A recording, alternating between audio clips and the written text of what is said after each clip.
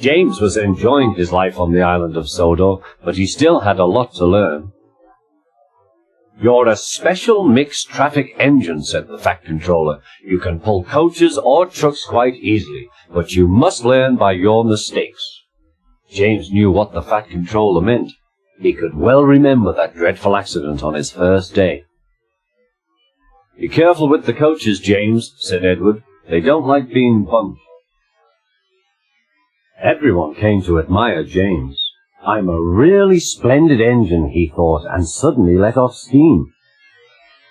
A shower of water fell on the Fat Controller's nice new top hat.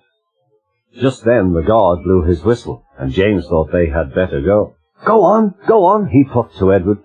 Don't push," replied Edward. The coaches were grumbling too. Don't go so fast! But James didn't listen.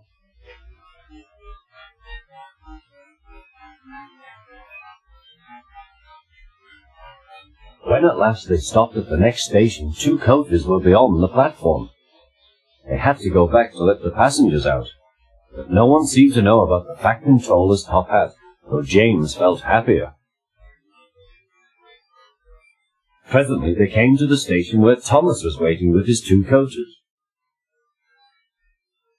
"Hello, James," said Thomas. "Feeling better?" "That's right."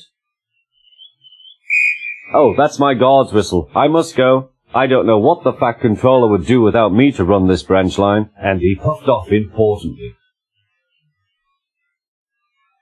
Edward and James passed the field where James had had his accident. The fence was mended and the cows were back again.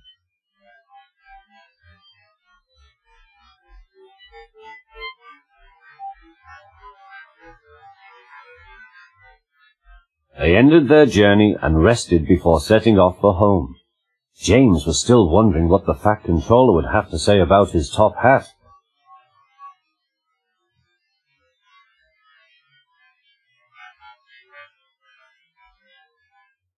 Next morning the Fat Controller spoke severely to him.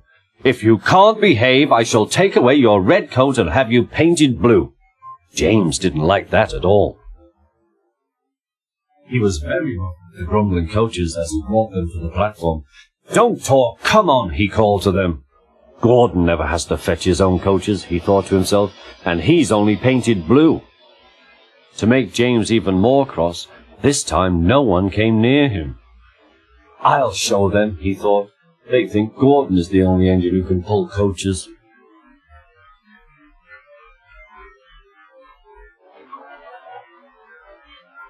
"Hurry, hurry, hurry," puffed James. You're going too fast, replied the coaches. James laughed and tried to go faster, but the coaches wouldn't let him. "We're going to stop," they said. "We're going to stop."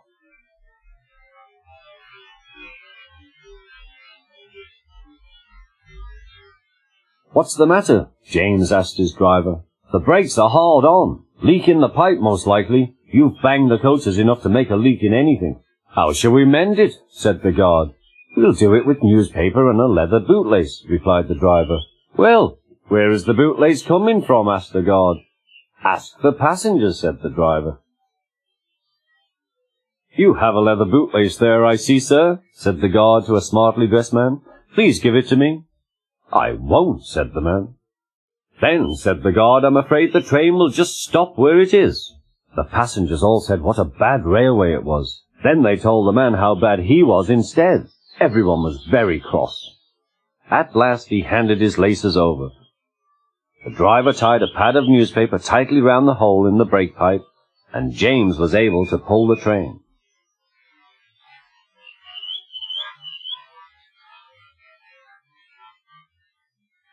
But he was a sadder and wiser James, and took care never to bump coaches again.